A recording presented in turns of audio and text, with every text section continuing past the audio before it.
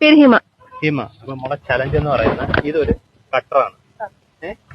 ഇത് ഉണ്ട്, ഈ പെൻസിലുണ്ട്, ഈ കട്ടറും ഉണ്ട്. കട്ടർ ചെത്തണം. എന്നിട്ട് എന്റെ ചാനലിന്റെ നെയിം അറിയാവോ? അറിയത്തില്ല. ഇനി നമ്മൾ എന്ത് ചെയ്യുമല്ല സ്മൈൽസ് എന്നാണ്. ISMAILZ. അത് ലെഫ്റ്റ് ഹാൻഡ് കൊണ്ട് ഇതിനകത്ത് എഴുതണം.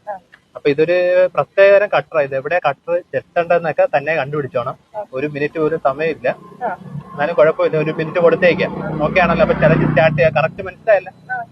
ഇടത്തേ കൈ ഉണ്ട്, ലെഫ്റ്റ് ഹാൻഡ് കൊണ്ട് ഇത് ചെത്തി മോന വരുത്തണം. ഓക്കെ, കട്ട് ചെയ്യാം. അങ്ങനെ എങ്ങനെയാണെങ്കിലും കട്ട് ചെയ്യാം. പക്ഷെ അതൊരു ടെക്നിക്കാണ്, അത് കട്ട് ചെയ്യുന്നത്. അതിനകത്താണ് ആ ചലഞ്ചിന്റെ ഒരു ഇതിരിക്കുന്നത്. ഓക്കെ, അപ്പൊ സ്റ്റാർട്ട് ചെയ്തു. ഇതല്ല ഇതിനപ്പുറം കടന്നവനാണ് KK ജോസ്. ഓക്കെ, തുടങ്ങിക്കോ. ISMA. മോന പോയി. എന്നാലും കുഴപ്പമില്ല. 1 മിനിറ്റ് ഒക്കെ കഴിഞ്ഞാന്ന് തോന്നുന്നു. എന്നാലും കുഴപ്പമില്ല. ISMAILZ.